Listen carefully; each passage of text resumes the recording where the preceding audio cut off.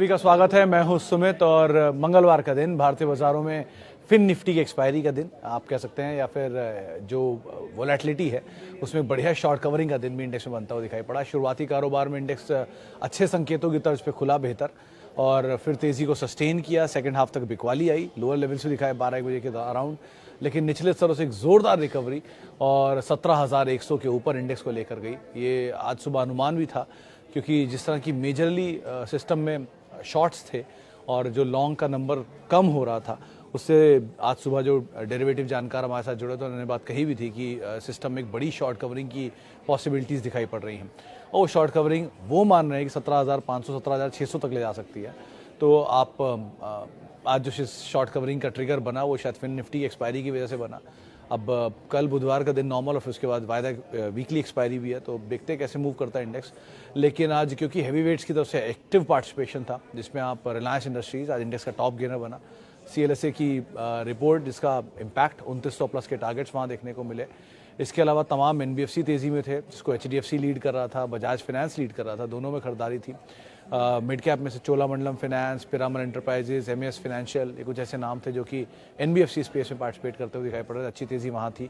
Banks में HDFC bank, IndusInd bank, Kotak bank, axis bank, ICICI bank, सब में मूव था और 1.5% के आसपास इंडेक्स में बैंक निफ्टी के अंदर एक अच्छी तेज़ी बनते हुए दिखाई पड़ी।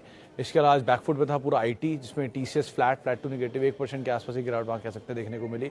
बाकी भी IT स्पेस में शेयर जो थे थोड़े से बिकवाली के साथ या बैकफुट के साथ कामकाज कर रहे थे, लेकिन अदरवाइज अच्छी खरीदारी थी आज फिन निफ्टी की वजह से। बैंक निफ्टी बैंकिंग में और साथ साथ NBFC शेयरों में ये दोनों आज जोरदार तेज़ी के साथ ट्रेड करते हुए दिखाई पड़ रहे हैं। दोस्तों, अगर आप बाजार में अपना पैसा इन्वेस्ट करना चाहते हैं तो अभी जुड़े एंजल ब्रोकिंग के साथ में, क्योंकि यहाँ आपको मिलती है एक अच्छी एडवाइस और भरोसेमंद सर्विस, और यहाँ अकाउंट ओपन करना भी है बिल्कुल फ्री ऑफ कॉस्ट। तो आज ही जुड़े एंजल ब्रोकिंग के साथ में। अकाउंट ओपनिंग लिंक डिस्क्रिप्शन में है, आज ही अपना अकाउंट ओपन कराएं। थे कैश मार्केट के शेयरों में भी ब्रॉडर मार्केट्स में at least mid cap small cap आधा 1% की तेज़ी के साथ वो भी कामकाज कर रहे थे। शुरुआत में फ्लैट था मिड कैप, लेकिन बाद में 0.5% से ज़्यादा की तेज़ी वहाँ आई और मिड कैप में 1% के आसपास का मूव देखने को, स्मॉल कैप में 1% का मूव देखने को मिला। तो कैश मार्केट के शेयरों में भी आज अच्छी खरीदारी दिखाई पड़ेगी। अदरवाइज अगर सेक्टर वाइज बात करेंगे तो मेटल, इंफ्रा, ये सभी तेज़ी में ही कामकाज कर रहे थे। FMCG और IT, ये FMCG कल की तेज़ी के बाद आज बैकफुट पर, यानी कि प्रॉफिट टेकिंग में, और IT में आज वैसे ही प्रेशर बनता हुआ दिखाई पड़ा। तो ओवरऑल एक अच्छा सत्र कह सकते हैं आप, जो कि इंडेक्स में कई दिनों की मंदी के बीच में एक पुल बैक ट्रेड बनता हुआ दिखाई पड़ा। अच्छा मूव था मार्केट के अंदर और साथ साथ नई लिस्टेड कंपनियां तेज़ी में आज कामकाज कर रही थी।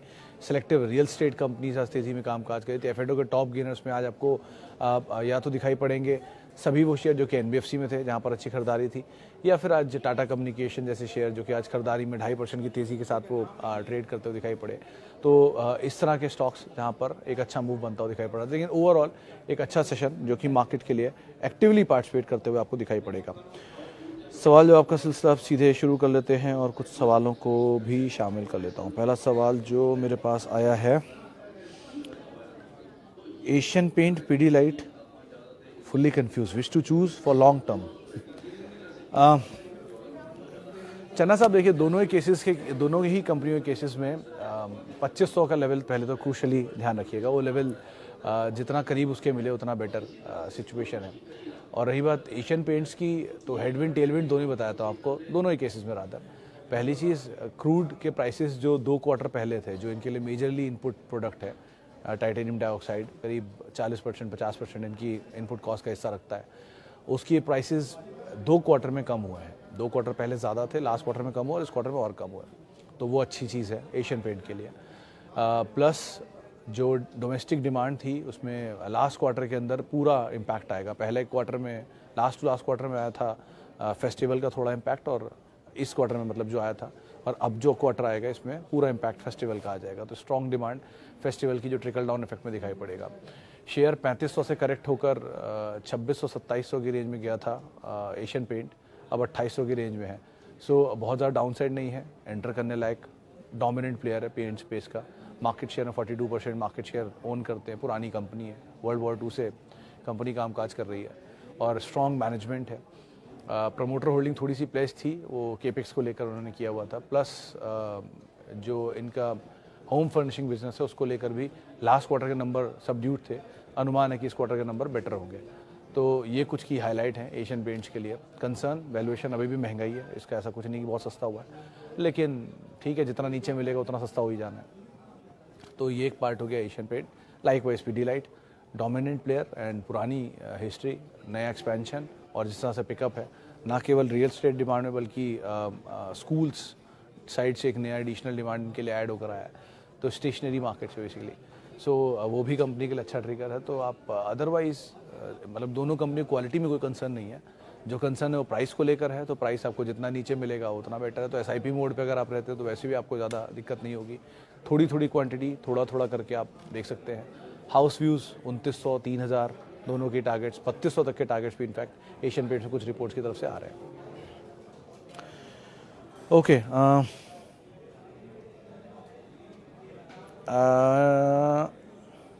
टाटा कंज्यूमर और HUL for long term, tricky है सर दोनों ही कंपनियों के केस में।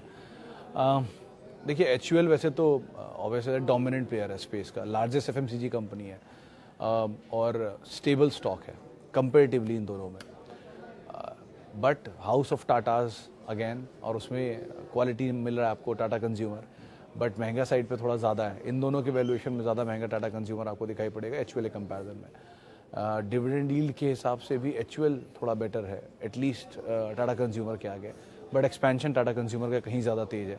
और वो टाटा टी के बाद जो ट्रांसफॉर्मेशन हुआ, मतलब इसकी मैं हिस्ट्री तो बहुत पुरानी पढ़ रहा था, वो तो बोलने शुरू करूँगा तो बहुत टाइम निकाल दूँगा लेकिन टाटा टी का जो एमलगमेशन हुआ है इनके एफएमसीजी स्पेस के साथ, जिसमें salt and FMCG products plus spices वाला पार्ट इन्होंने जो मर्ज किया है, उसका फुल इंटीग्रेशन 2-3 क्वार्टर में आपको और बेहतर तरीके से होता हुआ दिखेगा। ऐप के ऊपर जो काम चल रहा है स्टार स्टोर्स के थ्रू, वो और एक अच्छा ट्रिगर बन रहा है टाटा के लिए। सो नए एफएमसीजी में आप कुछ ढूंढ रहे हो नीचे की तरफ तो टाटा कंज्यूमर मिले ज़्यादा बेटर। अदरवाइज स्टेबल साइड पे अगर आप ढूंढ रहे हो लार्जेस्ट एफएमसीजी तो एचयूएल से अच्छा तो ऑब्वियस बात है कुछ ही नहीं है। सो अमंग द बेस्ट आपने दोनों में से नाम चुने हैं। So anyone depend on price, आपको बेटर लग जाए तो आप एंटर कर जाओ, लेकिन क्वालिटी में दोनों के एटलीस्ट कोई इशू नहीं है। हिस्ट्री दोनों की काफ़ी पुरानी है। टाटा कम्युनिकेशन एंड वेंकीज़ में सर टाटा कम्युनिकेशन 1180 आज ही किससे मैंने पूछा था, पीएल रिसर्च की हमारे साथ एक गेस्ट जुड़ी थी, उनसे मैंने पूछा था इसके ऊपर एक सवाल, क्योंकि आज एफ&ओ का टॉप गेनर था टाटा कम्युनिकेशन। तो उनका भी वही कहना है 1180 के आसपास या 1160-70 के रेंज में कहीं स्टॉप लॉस लेके आप लॉन्ग जा सकते हो। 27 रुपये 28 रुपये डिविडेंड बैठता है, तो आज की यील्ड पे 2.5-3% के आसपास का डिविडेंड यील्ड है, प्लस अंडर सी केबल का लार्जेस्ट एसेट है कंपनी के पास, टाटा ग्रुप की बैकिंग है 3, कैश जनरेशन अच्छा है, डेट भी ऑलमोस्ट नेग्लिजिबल है, सो वो भी कोई ऐसा कंसर्न नहीं है। तो आप अदरवाइज देख रहे हो तो आप ज़रूर जा सकते हो। सेफेस्ट साइड पे आप स्टॉक अगर कोई ढूंढ रहे हो तो सेफ साइड पे ही इसकी वैल्यू है अभी, तो 1170-1160 एक स्टॉप लॉके आप जा सकते हो। और रही बात वेंकीज़ की, तो वेंकीज़ के केस में सर बहुत ज़्यादा वोलेटाइल मूव यहाँ स्टॉक में आता हुआ दिखाई पड़ता है आमतौर पे कंपेरेटिवली बाकी स्टॉक्स के, क्योंकि ये स्टॉक टूटा बहुत है। 4200 रुपये के आसपास स्टॉक था और वहाँ से करेक्ट होके आपको ये नीचे के दाम पे मिल रहा है, लेकिन करेक्शन ओवर डन है सो फार। नंबर से बहुत कुछ डिपेंड करता है, लास्ट 2 क्वार्टर के नंबर तो वीक थे इसके। नंबर्स अगर ठीक आए तो पुल बैक भी आ सकता है। कंपनी ठीक है, प्रोडक्ट अच्छे हैं, बट अगेन नंबर्स में नहीं रिफ्लेक्ट होगा तो फ़ायदा नहीं है। सो मोमेंटम के लिए आप जाना चाह रहे हो तो एक बार को आप प्ले कर सकते हो उसमें, लेकिन लॉन्ग टर्म स्टोरी का टाटा कम्युनिकेशन ज़्यादा बेटर है।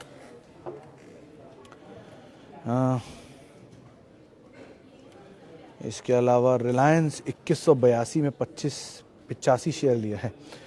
विष्णु सर मैं इसमें ज़्यादा नहीं कह सकता, लेकिन ये CLSA की जो आज रिपोर्ट है उसी का ही तर्क रख देता हूँ। CLSA ने आज ही एक रिपोर्ट निकाली है और 2950 रुपये के उन्होंने टारगेट दिए हैं।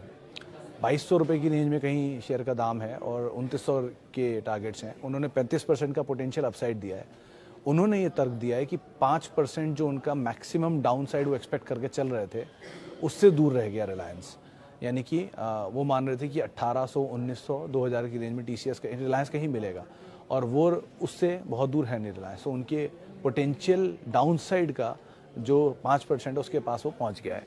उनका कहना है कि जो लेवल पर रिलायंस में इक्विटी डली थी नई, जहां पर इन्होंने अपने ग्रीन एनर्जी और रिन्यूएबल एनर्जी में फोरे किया था, उस एनर्जी को नहीं डिस्काउंट कर रहा है ये दाम, मतलब उसको बिना डिस्काउंट के जो दाम था वही दाम पर रिलायंस वापस पहुंच गया है।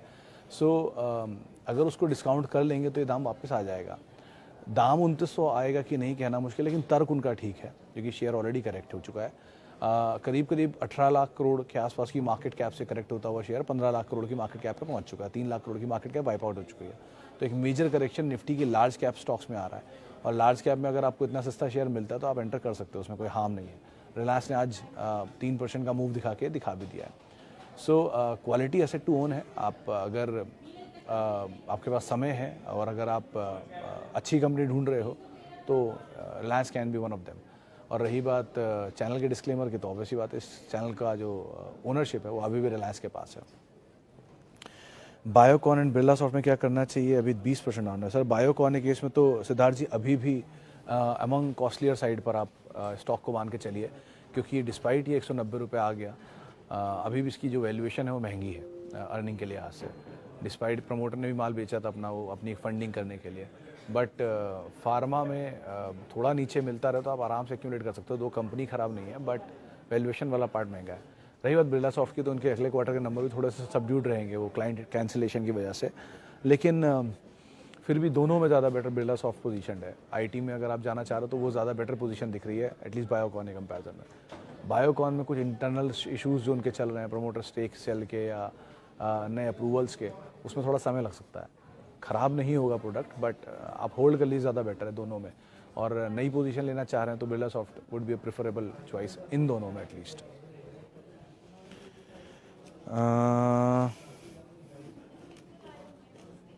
Patanjali for next 5 year.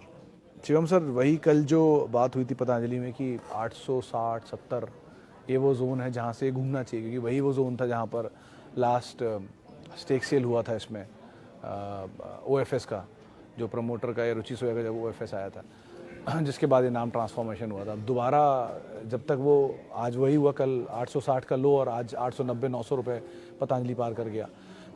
तो वैल्यू वाइज तो वही लेवल आप ध्यान रखिए एक, लेकिन अब केविएट यही है कि कहाँ प्रमोटर अपना स्टेक बेचता है, क्योंकि 81% प्रमोटर का स्टेक है, 75% लाना मैंडेटरी है सेबी के नॉर्म्स के हिसाब से।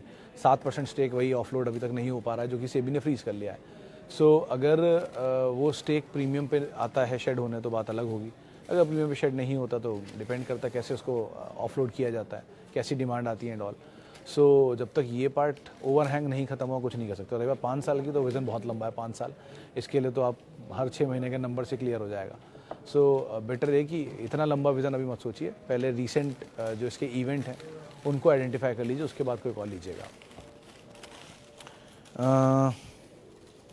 फाइन ऑर्गेनिक्स माई सर, इसमें एक ही चीज़ है, कल किसी ने यहीं पे सवाल पूछा तो अब मैं उसके नंबर्स चेक कर रहा था।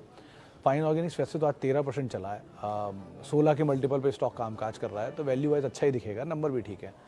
अब एक सबसे बड़ा केविएट और सबसे बड़ा कंसर्न जो इस कंपनी के साथ है, पिछले 12 क्वार्टर की होल्डिंग मैंने इसकी चेक की है, और पिछले 12 क्वार्टर में ऐसा कोई क्वार्टर नहीं गया जिसमें प्रमोटर ने स्टेक बेचा नहीं है अपना।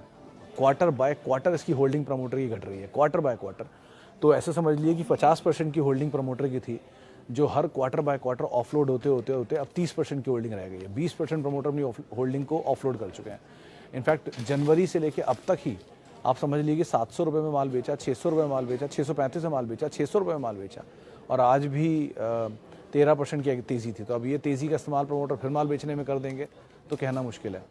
सो इसीलिए जहाँ तब तक प्रमोटर का ऑफलोडिंग ख़त्म नहीं होता और स्टेबल नहीं होता, या प्रमोटर होल्डिंग में वापस एक जंप नहीं आता, तब तक के लिए तो आप इसे अवॉइड ही करिए, ज़्यादा बेटर है। लेकिन ये बहुत बड़ा कंसर्न हो सकता है कि प्रमोटर अगर पिछले 12 क्वार्टर से लगातार कंपनी में स्टेक बेच रहे हैं, तो ऐसा क्या ही ट्रिगर है इसकी वजह से प्रमोटर स्टेक बेच रहा है। सो ये एक बहुत क्रूशल पार्ट है। वैल्यू है इस कंपनी में, उसमें कोई दो राय नहीं है, लेकिन ये वाला पार्ट बड़ा कंसर्न है, जिसको आप एटलीस्ट एड्रेस कर लीजिए इन कोई भी इन्वेस्टमेंट से पहले। TCS और Infy which is best for long term? Kaushik sir, मेरा लिमिटेड अंडरस्टैंडिंग कहता है वैसे तो TCS इज़ बेटर दोनों में, but among both of them आप मतलब दोनों ही बेस्ट हैं, ऐसा तो है नहीं दोनों ही ख़राब है। दोनों ही इंडिया की second and third largest companies में से एक उठा रहे हो, नहीं first and second largest IT company and second and fifth largest companies में से एक उठा रहे हो। सो अमंग टू तो कोई ख़राबी नहीं है, बट दोनों में ज़्यादा बेटर पोजीशन मुझे टीसीएस दिख रही है, क्योंकि इन्फोसिस बहुत एग्रेसिव ग्रोथ थी, टीसीएस की ग्रोथ एग्रेसिव नहीं है, जिसकी वजह से रेजिग्नेशन आया।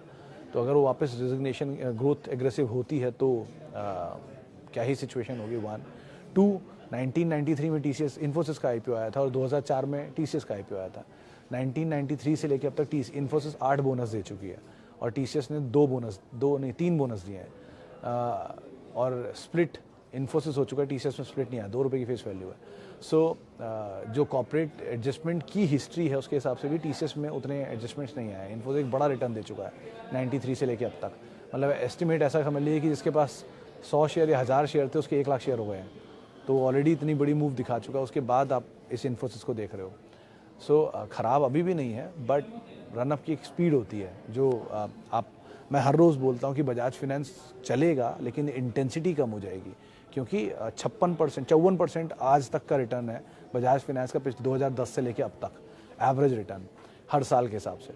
तो 54% कैसे हो गया? कुछ दिन पहले तो 60 ही था। तो और बजाज फाइनेंस अगर सबड्यूड रहेगा तो वो टाइम बीतता जाएगा और परसेंटेज घटता चला जाएगा, क्योंकि वो कहीं चल ही नहीं रहा है। सो लाइक वाइज वो 150% था, घटते घटते वो 80% हुआ, घटते घटते 70 हुआ और अब 54% रह गया। सो विद टाइम वो इसी रेंज में अगर रहेगा तो अपने आप भी रिटर्न नीचे आता जाएगा। सो इन टोटल निफ्टी में सिर्फ 3 ऐसी कंपनियां बची हैं जिनका रिटर्न 30% या 25% से ऊपर है। एक है HCL टेक, एक है एशियन पेंट और एक है बजाज फाइनेंस। बाकी सबका रिटर्न 13, 15, 19, 20 की रेंज में है। सो लाइक वाइज इन्फोसिस में भी होगा। इन्फोसिस का रिटर्न अब 15%, 10% की रेंज में रहता है और उसी रेंज में चलेगा। बट दोनों में कंपैरिजन करेंगे तो एक बार को टीसीएस फिलहाल ज़्यादा बेटर पोजीशन दिखाई पड़ेगा। Okay, tech Mahindra, Birla soft. Sir tech Mahindra is a buy, Hindalco is a buy, Birla soft, इन तीनों में एटलीस्ट लास्ट प्रेफरेंस आप दे सकते हो। बट बाय तीनों में हो सकता है, क्वालिटी तीनों में ही है, लेकिन पहली प्रेफरेंस में टेक महिंद्रा को आप दोगे। एक तो टूटा हुआ काफ़ी और मैनेजमेंट बदलाव बड़ा है, सो ये ट्रिगर अच्छा काम करेगा इसके लिए। एम्फेसिस में चला भी तो बहुत है ना, तो निक्सर अगर थोड़ा सा नीचे प्रेशर आ भी रहा है तो कोई दिक्कत नहीं है। लेकिन हाँ, अमंग आईटी में ये साल के लो के आसपास कामकाज कर रहा है, नए लोज हिट कर रहा है, तो wait and watch is a better option at least. उसके बाद कोई कॉल लीजिएगा। नहीं, HDFC AMC में एक बार को मान सकता हूँ, लेकिन CDSL में नहीं। तो सैमी सर उसके हिसाब से कॉल लीजिए। AMC एक बार को आप एंटर कर सकते हो, बट आज नहीं, कल था वो दिन जब वो टूटा था। आज नहीं, आज 3-4%, 5% ऊपर F&O का टॉप गेनर है। सो उसमें भी कुछ राय दी थी, मैं भूल रहा हूँ उन्होंने, कि अभी थोड़ा और डाउन साइड मिले तो आप ऐड करिए, ज़्यादा बेटर है। लेकिन अभी के लिए नहीं, आज मत एंटर करिएगा। आज तो 5% तेजी का टॉप गेनर बना है F&O का। नहीं सत्यम सर, अगर आप ऑटो में ढूंढ रहे हो तो Bajaj auto would be a better bet comparatively, क्योंकि डिविडेंड यील्ड है 3-4% के आसपास की, प्रॉफिट मेकिंग कंपनी है, एक्सपोर्टर भी बढ़िया है और पुरानी होल्डिंग भी है। टाटा मोटर के इसमें लॉस इतना है, प्लस डेट है, सो वेट करना ज़्यादा बेटर आपको दिखाई पड़ेगा। चलिए फिलहाल अब इतने ही सवालों को मैं शामिल करूँगा। माफ़ी उन सभी लोगों से जिनसे मैं बातचीत नहीं कर पाया। और जाने से पहले एक सवाल आया है आलम साहब का कि भारती और रिलायंस में 50-50। सर एक ही चीज़ ध्यान रखिए कि टेलीकॉम में सर केपेक्स बड़ा होता है, पैसा बहुत लगता है। 1 तो इनके डेट्स हायर साइड पे रहेंगे, इंटरेस्ट कॉस्ट हायर साइड पे रहेगी। 2 एपेटाइट बहुत चाहिए, और दोनों के पास एपेटाइट है, भारती पे भी और रिलायंस पे भी। टेलीकॉम वॉर बड़ा होता है, प्राइसिंग को लेकर बड़ा वॉर होता है। और लास्टली क्योंकि पब्लिक ज़्यादा जिस भी सेक्टर में इन्वॉल्व होती है उनमें रियलाइजेशन बहुत कम होता है। चाहे आप एविएशन देख लीजिए, रेलवेज़ देख लीजिए, लॉजिस्टिक्स देख लीजिए, टेलीकॉम देख लीजिए, इनके रियलाइजेशन कम होते हैं कि पब्लिक का मास इन्वॉल्व है उसमें। FMCG देख लीजिए। सो रिलायंस क्योंकि डाइवर्सिफाइड है बहुत सारी चीज़ों में, इसलिए बच जाता है। ऑयल एंड गैस की बड़ी किटी है, लेकिन भारती के पास नहीं है, तो इसलिए उनको ज़्यादा हिट लगता है, वो चलता भी स्लो है। सो ये पार्ट को अगर आप एक्सेप्ट करते हैं तो कोई इशू नहीं है, लेकिन दोनों में ज़्यादा बेटर रेशियो आपके लिए रिलायंस होगा, क्योंकि पोजीशनिंग ज़्यादा अच्छी है, वो ज़्यादा नीचे मिल रहा है, ज़्यादा सस्ते वैल्यू पर है, तो अकॉर्डिंगली आप कॉल ले सकते हैं इन दोनों में। चलिए फिलहाल अब इतने सवालों को शामिल करूंगा। माफ़ी उन सभी लोगों से जिनसे आज हम बातचीत नहीं कर पाए, और बहुत बहुत शुक्रिया उन सभी लोगों का जिन्होंने सवाल पूछे। आपसे अब मुलाकात हुई कल बुधवार के दिन, और आप मेरे साथ जुड़ सकते हैं @सुमित रिसर्च मेरा ट्विटर हैंडल है। और किसी भी निवेश से पहले अपने वित्तीय सलाहकार की राय ज़रूर ले लें। नमस्कार।